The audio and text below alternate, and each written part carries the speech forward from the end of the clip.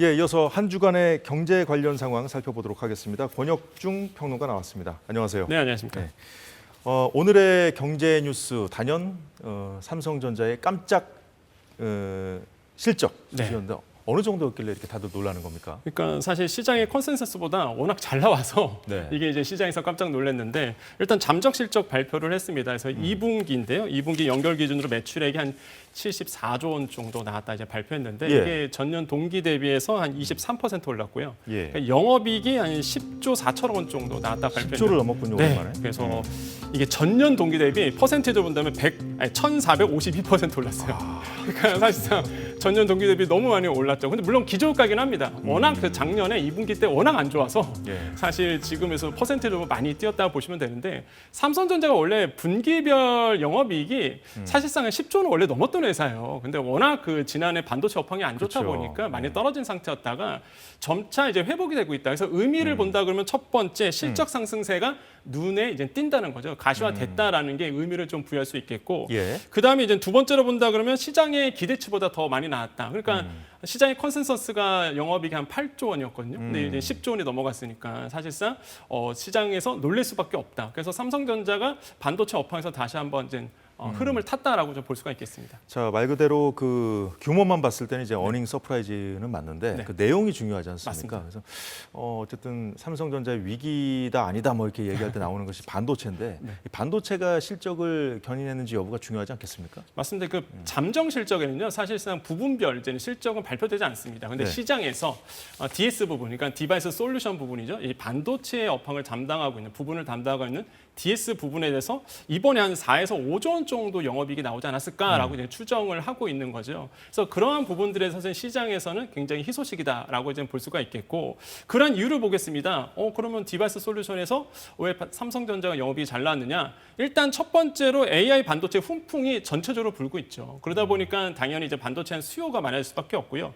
두 번째로는 D램과 낸드의 가격도 상승되고 있는 부분입니다. 네. 뭐 D램 시장으로 보면 삼성전자가 업계 1위거든요. 그러니까 당연히 D램 시장이 호황이 되면 삼성전자의 영업이익은 늘어날 수밖에 없는데 지금의 이제 2분기에 D램 출하량을 봤더니 전분기 대비해서 3에서 6% 정도 늘어나고 있고요. 오. 무엇보다 평균 판매 단가, 그러니까 하나 팔았을 때 얼마나 더 많은 이익 얻을 수 있느냐, 이런 것도 13에서 18% 증가되고 있다는 거죠. 그러니까 이제 하나를 팔아도 더 많은 돈을 벌 수 있는 상황이 열린 거예요. 그럼 어느 정도 내실이 있다 이렇게 봐도 될까요? 맞습니다. 그래서 다시 한번 업황이 좋아지고 있다는 게 이제는 시장의 전망치고, 이거는 지난해 하반기부터 이미 예상됐던 부분입니다. 거기에 고대역폭 메모리, HBM까지 합사하다 보니까 계속적으로 반도체 부분에서는 좋은 흐름 이어가지 않을까 이렇게 생각을 하고 있습니다. 지난번에 SK 하이닉스 주가가 막 웃을 때 네. 삼성전자는 울고 있었잖아요. 맞습니다. 이번엔 좀 반대가 됐나요? 어떻게 됐습니까? 그러니까 사실 뭐 시장에서는 디커플링 현상이 일어나고 있다라고 봤는데 오늘은 그렇지 않습니다. 오늘은 그래요? 둘 다 잘 주가가 좋은 흐름을 이어가고 있는데 근데 예. 이전까지만 하더라도 사실상 이제는 디커플링 현상, 한마디로 SK 하이닉스만 너무 잘 나가고 삼성전자는 주가 흐름이 좀 안 좋았다라고 평가를 한번 해보는데 예. 그럴 수밖에 없는 게 사실 지금 한국거래소에서 분석한 자료가 있어요. 이게 상강 개수를 이제 조사를 해봤습니다. 1로 갈수록 커플링 현상에 가깝다, 동조화 현상이 일어난다라고 보는데 일단 최근 100일간 봤을 때 0.44였어요. 그런데 이걸 21일로 좁고 보면은요, 상강 개수가 0.16입니다. 그러니까 디커플링 현상이 일어났다는 거죠. 근데 왜 가치가 안 움직이고 따로 가느냐라고 봤을 때 한정된 시장이 있습니다. 그 고대역폭 메모리 시장이 예, 있거든요. 엔비디아의 전량 SK가 납품하고 있는데 하이닉스가 근데 그 시장 한정된 시간을 가지고 제로섬 게임 빠지는 거거든요. 경쟁 구도. 그렇죠. 경쟁 구도죠. 형성됐으니까. 그 전에는 D램과 낸드라는 큰 시장이 있었는데 지금 AI 반도체가 워낙 호황이잖아요. 그럼 이 시장을 누가 갖고 가느냐? 이전까지는 이제 SK 하이닉스가 갖고 간 거예요. 그러니까 주가가 계속 오릅니다. 근데 이제 삼성전자가 치고 올라갈 거란 말이에요. 그러면은 SK 하이닉스의 또 주가는 떨어지고 반대로 삼성전자 주가는 올라가겠죠. 그래서 좀 디커플링 현상이 일어났다라고 보는데 이게 전반적으로라고 보기는 어렵고요. 일단은 예. HBM 쪽에서만 사실상 이런 현상들이 일어났다. 그래서 오늘은 뭐 둘 다 좋은 흐름 이어가고 있다고 말씀드립니다. 뭐 삼성전자 보유하고 계신 분들은 오랜만에 모처럼 계속 뭐 불기둥을 네, 보고 그럼요. 계시는 상황인데 이제 대장주가 이렇게 상황이 좋아지다 보니까 네. 코스피 분위기도 좀 많이 좋아졌어요. 네, 지금 사실상 분위기가 어떤 분위기냐면 야, 주식 안 하면 안 되는 시장 아니야? 그런 식이 아니야? 이런 얘기가 지금 많은 분들에게 그럼 팔아야 될 때 아닌가? 그런데 이제 더 오를 가능성이 있다 보니까 그렇죠. 이제 반전된 거니까. 네, 그렇죠. 예. 그래서 지금 보면은 오를 수밖에 없는 이유가 좋은 흐름이 이어간다는 시장의 전망치가 왜 그러냐면 일단 금리 인하에 대한 기대치가 굉장히 높습니다. 미국에서 아마 이제는 9월 달에 금리 인하를 단행한다라고 네. 본다 그러면 이제 우리나라에서는 분명히 그것도 따라서 내릴 거란 말이에요. 그러다 보니까 코스피에 대한 관심도 높아질 수밖에 없고 그럼 9월에 정말 미국에서 금리를 내릴 것이나 봤을 때 이제 시카고 상품거래소 패드워치에 따르면요. 예. 지금 9월 금리 인하의 지금 전망치가 거의 지금 보면 72%까지 치솟았습니다. 그러니까 시장의 참여자들이 야 미국에서는 9월에 금리 인하할 거야라고 보고 있는 거예요. 그러면 금리 인하가 된다? 주식시장이 훈풍이거든요. 그러니까 뉴욕 장 더 오르고요. 우리나라의 코스피도 당연히 이제 오르는 지금 분위기가 나오는 거죠. 9월이 되기 전까지는요 가능성이 있잖아요. 항상 시장은 가능성에 따라 움직이거든요. 전망치에 따라 움직입니다. 그러니까 지금 금리에 대한 시그널, 그러면 그 가능성을 보고 계속 투자할 수밖에 없는 좋은 이제 흐름이 이어질 수밖에 없고 두 번째로는 아시아 통화가 좀 강세로 전환되는 부분이 있어요. 그러니까 우리나라의 원화 가치가 너무 안 좋습니다, 사실. 근데 굉장히 달러만 너무 강세다 보는데 그쵸. 최근 들어와서 이제는 다시 한번 원화 강세가 조금 일어나고 있어요. 그런 이유는 역시나 외국인들이 돈을 싸들고 우리나라 시장에 투자한다는 거죠. 달러 들고 와서 원화로 바꿔야 되거든요. 그러니까 원화 강세가 일어날 수밖에 없겠죠. 그래서 뭐 아직은 강달러 기조긴 하지만 예. 조금씩 흐름이 변화되고 있다는 걸 봤을 때 우리나라의 주식시장에 대한 기대치는 좀 높아지지 않을까 이렇게 생각하고 있습니다. 당분간은 좀 분위기가 좋을 것 같다는 말씀. 네, 맞습니다. 자, 근데 미국 나스닥 지수가 이제 사상 최고치를 경신했는데 네. 그런데 이제 비트코인이 요즘 움직임이 안 좋아요. 네. 6만 달러 선까지 붕괴가 됐는데 네. 주식과 이제 코인 시장 좀 다르지 않습니까? 먼저 좀 이 코인 시장이 좀 분위기가 안 좋으면 좀 선제적으로 움직이는 경향도 있었기 때문에 네. 좀 이거를 어떻게 봐야 될지. 돈이라는 건 흐르죠. 네. 항상 돈이라는 건 흘러가는데 처음에는요. 보통 그렇습니다. 돈이라는 게 지금 이제 코로나 시대를 거쳐서 그 다음에 특수한 상황이었죠. 고금리 상황을 지나가면서 돈의 흐름이 어떻게 바뀌었냐면 코인 시장으로 왔다가요. 예. 그 다음에 주식 시장으로 갔다가 이제 부동산 시장으로 흐르는 흐름이 있거든요.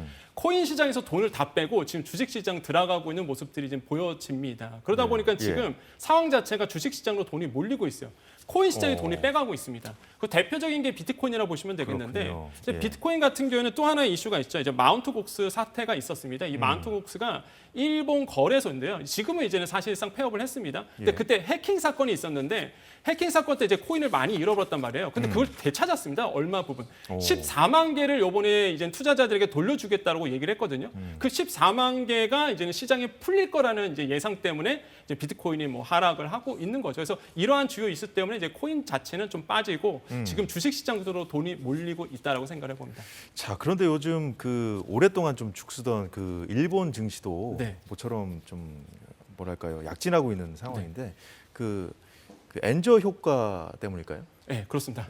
뭐 엔저 효과라고 볼 수밖에 없는데 엔화 약세 현상이 계속적으로 일어나고 있었거든요. 근데 저는 사실상 일본의 중앙은행이 일부러 의도했다고 저는 생각을 해봐요. 왜냐하면 수출을 잘하기 위해서 한마디로 이제는 일본이 잃어버린 30년 얘기를 하잖아요. 네. 이번에 반전시킬 수 있는 마지막 기회라고 아마 판단했을 것 같아요. 그래서 의도적인 엔화 약세. 그래서 이제 수출 기업에 힘을 실어주도록 아마 했다라는 거죠. 그래서 이런 부분들이 아마 그 기업들의 실적을 호조세를 기록했고 그러다 보니까 일본 예. 증시에 대한 굉장히 인기들이 높아질 수밖에 없겠죠. 그래서 일본 증시가 굉장히 분위기가 지금 좋아지고 있다라고 말씀을 드리겠습니다. 자, 아까 이제 원달러 환율 얘기하셨잖아요. 네. 이제 엔저까지 받고 기준금리를 두고 이제 한국은행의 고민이 커질 수밖에 없는데 앞으로 기준금리는 어떻게 될까요? 저는 사실상 이제는 뭐 아까도 말씀드렸지만은 미국에서 이제는 9월달에 금리 인하가 단행될 거나 보고 있고요. 예. 그럼 우리나라에서는 금통위에서는 한 10월달에는 금리를 한번 인하할 것이다. 저는 그렇게 보고 있습니다. 미국 연준 입장이 하도 이제 왔다 갔다 해서 네, 맞아요. 근데 9월 거 확실하게 보시는군요. 저는 지금 상황, 지금의 이제 매크로 환경을 본다 그러면 물론 변수는 있어요. 유가, 예. 유가에 대한 변수도 있고 그다음에 지정학적 리스크에 대한 변수는 있죠. 근데 현재의 매크로 환경을 보고 지금의 상황을 본다 그러면 예. 제가 봤을 땐 9월 달이 거의 가능성이 높거든요. 그러면 이제 9월 달에 금리 인하를 단행한다 그러면 우리나라는 10월에 금통위가 열리고 그럼 10월에 한 번쯤 저는 한 번으로 봐요. 이번 연도 우리나라는 10월에 금리 인하가 단행될 것이다라고 저는 보고 있습니다. 그래서 이러한 부분들에 대해서 지금 좀 제가 봤을 때는 그렇게 가능성이 있고 예. 그다음에 또 하나가 지금 본다 그러면 환율이잖아요. 근데 환율 자체가 조금 계속적으로 또 높아질 가능성은 없지 않아 있다. 뭐 변수가 미국 대선이거든요, 사실.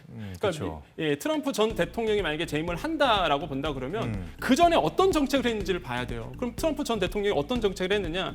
일단 관세를 굉장히 세게 적용을 했습니다. 관세가 부과된다. 그럼 물건값이 높아지겠죠. 그렇죠. 인플레이션에 대한 압박이 올 겁니다. 그럼 다냐면 금리가 떨어지는 속도가 줄어들 수밖에 없고요. 그 다음에 이제 두 번째로 본다면 대규모 감세를 했었거든요. 감세한다 그럼 그 돈이 어디서 나옵니까? 재정 적자 일어나고요. 재정 갖고 오기 위해서 채권 발행하거든요.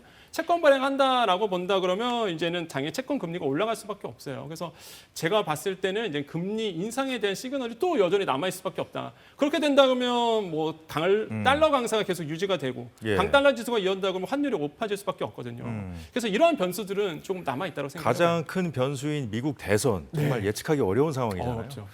근데 이제 이런 상황에서 그 세계 경제 불확실성 그대로 살아있는 상황인데 지금 서울 아파트 값이 15조 연승 상승하고 있거든요. 네. 우리 부동산 시장은 어떻게 보고 계시는지 그리고 원인 진단까지 좀 네. 시간이 없어서 네네. 예, 끝으로 좀 정리를 부탁드리겠습니다. 일단 부동산은요. 일단 전체 시장 보시면 안 됩니다. 서울 아파트 가격과 그다음에 수도권, 지방 나눠서 보셔야 되는데 일단 서울 쪽 같은 경우는 좋은 흐름을 이어갈 수밖에 없다고 생각을 해봐요. 지금 전세가가요. 지금 57조 계속적으로 오르고 있습니다. 그렇죠. 전세 가격이 오른다? 그럼 매매 가격 떠받치거든요. 특히 전세가율이 다시 한번 높아지고 있어요. 그러다 보니까 이걸 갭 투자하시는 분들이 또 늘어나고 있습니다. 이런 것들은 굉장히 주의하셔야 된다고 말씀드리겠지만 예. 어쨌든 간에 지금 상황을 본다 그러면 서울 아파트 가격은 계속적으로 올라갈 우호적인 분위기가 지금 만들어지고 있다. 다만 양극화가 너무 심하다 보니 지방 아파트는 굉장히 힘들어지고요. 서울 아파트 쪽만 계속적으로 올라갈 가능성은 여전히 있다라고 말씀을 드리겠습니다. 예, 여기까지 듣겠습니다. 경제 이슈 권혁중 평론가였습니다. 수고 많으셨습니다. 네, 감사합니다. 예, 사사건건 오늘 준비한 소식 모두 전해드렸는데요. 다음 주에는 더 알찬 소식 갖고 찾아뵙겠습니다. 시청자 여러분 고맙습니다.